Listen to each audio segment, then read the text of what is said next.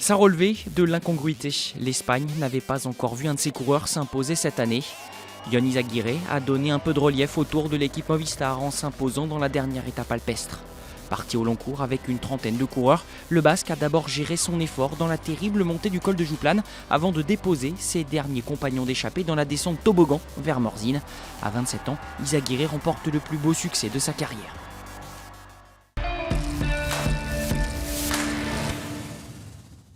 Cela commence à devenir une habitude sur le Tour, une étape de montagne à la veille du défilé sur les Champs-Élysées. Cette 20e étape est courte, mais très dense avec pas moins de 4 difficultés répertoriées, soit autant d'opportunités de faire bouger les lignes au général, puisqu'au départ de Megève, seulement 1 minute et 6 secondes séparent le deuxième Bardet du 5e, Porte. En attendant, et sous la pluie, l'échappée du jour est composée de certains grands battus de vendredi, par exemple Rui Costa ou Pierre Rolland. Ce groupe d'une dizaine d'hommes explose à mi-course dans le col de la Rama à l'initiative de Thomas de Gendt.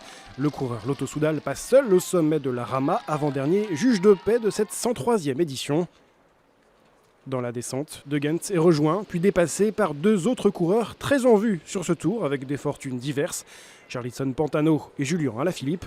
Le duo franco-colombien lorgne la victoire d'étape, c'est sans compter le réveil de 2 membres du groupe de poursuivants dans le col de Jouplane, Vincenzo Nibali et Jon Izagirre. Les 2 hommes ne tardent pas à rejoindre la tête et imposent leur rythme, de quoi décramponner Alaphilippe dans les derniers hectomètres de grimpette du jour et du tour. L'étape va donc se jouer entre Nibali, Pantano et Izagirre dans les 10 km de descente ultra glissante vers Morzine. Dans cet exercice d'équilibriste, Nibali semble le plus fort sur le papier, mais c'est Jon Izagirre qui se montre le plus à son aise.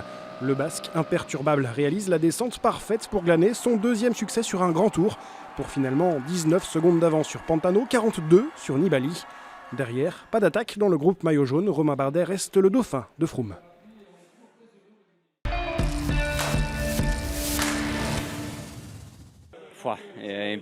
C'est impressionnant, c'est une échappée difficile avec des coureurs de talent, mais les jambes ont répondu et ça nous a permis de conclure de la plus belle des manières. Ça nous rend heureux. Ça se termine bien pour nous. Nous sommes venus avec un rêve jaune, mais les Sky se sont montrés plus forts. Alors une victoire d'étape pour l'équipe et un podium à Paris, c'est phénoménal.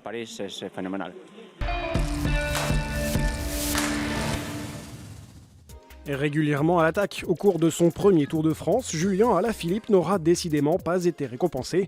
Le coureur Ethics Quick-Step, lâché dans la dernière ascension, termine 4e devant un autre grand combatif sans victoire sur ce tour, Rui Costa.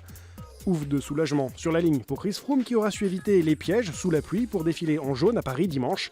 Nouvelle journée calvaire en revanche pour Bauke Mollema qui cède encore 5 bonnes minutes au groupe Froome.